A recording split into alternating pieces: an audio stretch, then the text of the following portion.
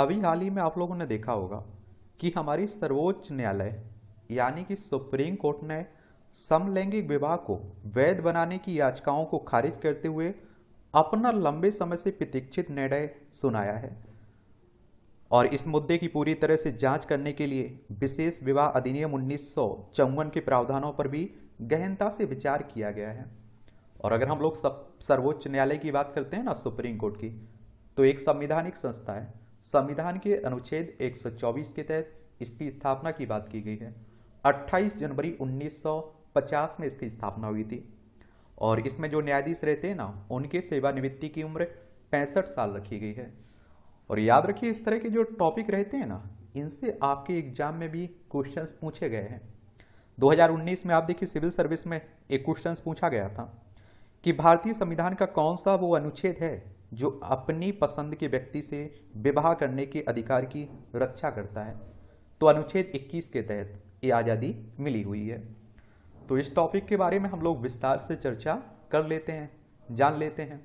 और देखिए, सम्मान लिंग वाली शादियों की बात हो रही है। आजकल आप लोग देख रहे होंगे देश भर से इस तरह की तस्वीर आती रहती हैं, जिसमें एक लड़की लड़की से शादी कर रही है, लड़का लड़के से शादी कर रहा है।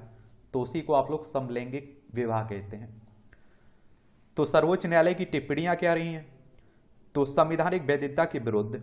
तो आप देखिए, भारत के मुख्य न्यायाधीश की अध्यक्षता में भारत के सर्वोच्च न्यायालय की 5 न्यायाधीशों की संविधान पीठ ने समलैंगिक विवाह को संवैधानिक वैधता की अनुमति देने के खिलाफ 3-2 से मतदान किया है।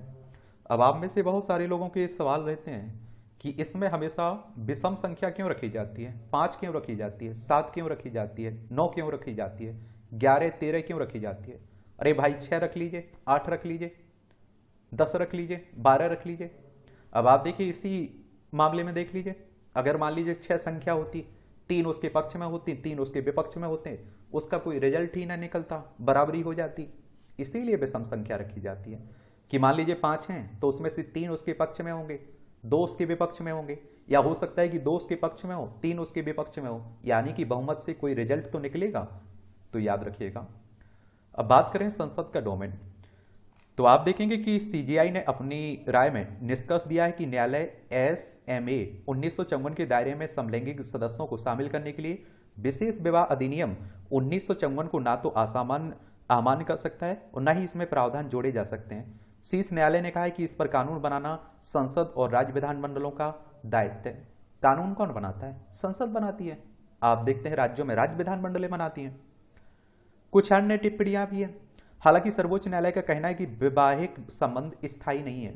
एसटी का मानना है कि समलैंगिक व्यक्तियों को संघ में प्रवेश करने का समान अधिकार और स्वतंत्रता है। पीठ के सभी 5 न्यायाधीश इस बात पर भी सहमत थे कि संविधान के तहत विवाह करने का कोई मौलिक अधिकार नहीं है।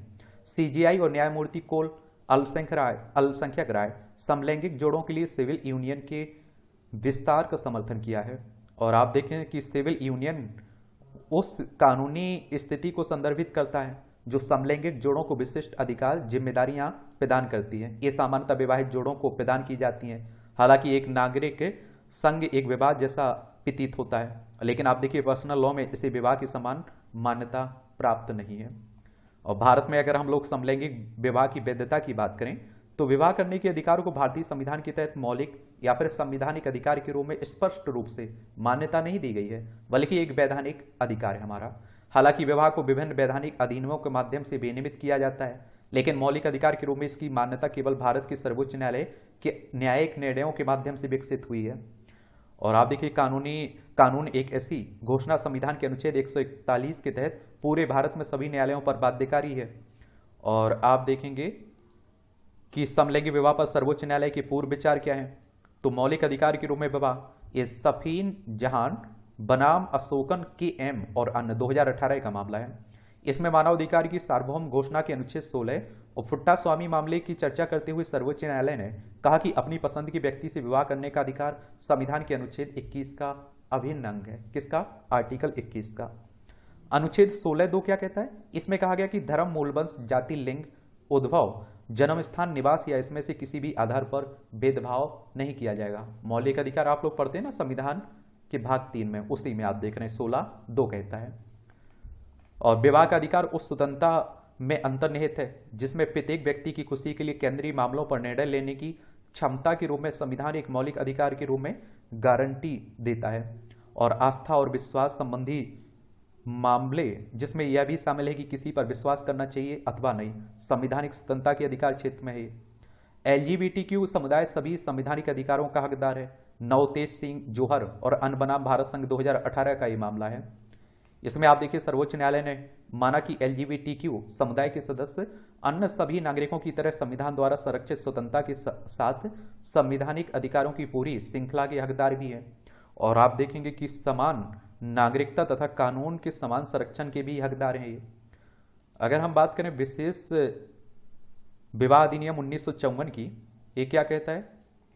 ये भारत में विवाह संबंधित व्यक्तिगत कानून हिंदू विवाह अधिनियम 1955, मुस्लिम पर्सनल लॉ एप्लीकेशन अधिनियम 1937 या विशेष विवाह अधिनियम 1954 के तहत पंजीकृत किए जा सकते हैं। यह सुनिश्चित करना न्यायपाल का कर्तव्य है कि पति और पत्नी दोनों के अधिकारों की रक्षा की जाए। विशेष विवाह अधिनियम 1954 में भारत के लोगों और विदेशों में रहने वाले सभी भारतीय नागरिकों के लिए नागरिक विवाह का प्रावधान है, चाहे दोनों में से कोई भी पक्ष किसी भी धर्म या आस्था का हो। जब कोई व्यक्ति इस कानून के तहत विवाह संपन्न करता है तो विवाह व्यक्तिगत कानूनों द्वारा नहीं बल्कि विशेष विवाह अधिनियम द्वारा शासित होता है एक तरह से। इसकी विशेषताओं की अगर हम लोग बात करें तो यह दो अलग अलग धार्मिक पृष्ठभूमि के व्यक्तियों को विवाह के बंधन में एक साथ आने की अनुमति देता है एक कानून, यह अधिनियम आपका। और यह विवाह के अनुष्ठापन और पंजीकरण दोनों के लिए प्रक्रिया निर्धारित करता है। और जहां पति या पत्नी या फिर दोनों हिंदू, बौद्ध, जैन या फिर सिख नहीं है। एक धर्मनिरपेक्ष अधिनियम होने के नाते यह व्यक्तियों को विवाह की पारंपरिक आवश्यकताओं से मुक्ति करने में महत्वपूर्ण भूमिका भी निभाता है। अब आप देखिए कि जो समलैंगिक विवाह के पक्ष में जो तर्क दिए जा रहे हैं, जो लोग इसके पक्ष में हैं, वो क्या बातें कहते हैं, उन्हें देख लीजिए आप लोग। कानून के तहत समान अधिकार और सुरक्षा, सभी व्यक्तियों को उनकी यौन रुझान की परवाह किए बिना विवाह करने और परिवार बनाने का अधिकार है। समान लिंग वाले जोड़ों को विपरीत लिंग वाले जोड़ों के समान कानूनी अधिकार और सुरक्षा मिलनी चाहिए, इनका मानना है। समलिंगी विवाह को मान्यता न मिलना भेदभाव के समान है, जो LGBTQAI+ जोड़ों की गरिमा पर गहरा आघात है। परिवार और समुदायों को मजबूत बनाना, विवाह जोड़ों और उनके परिवारों को सामाजिक तथा आर्थिक लाभ प्रदान करता है, जिससे समान लिंग वाले लोगों को भी लाभ होगा। मौलिक अधिकारों के रूप में सहवास, भारत के मुख्य न्यायाधीश ने स्वीकार किया कि सहवास एक मौलिक अधिकार है। ऐसे रिश्तों के सामाजिक प्रभाव को कानूनी रूप से पहचानना सरकार का दायित्व है।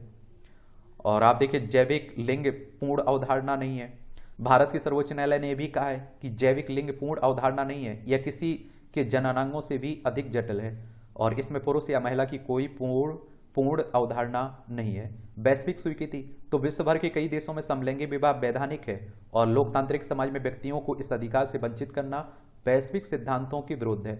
32 देशों में आप देखेंगे समलैंगिक विवाह वैध है, वहां इस तरह के विवाह की इजाजत है।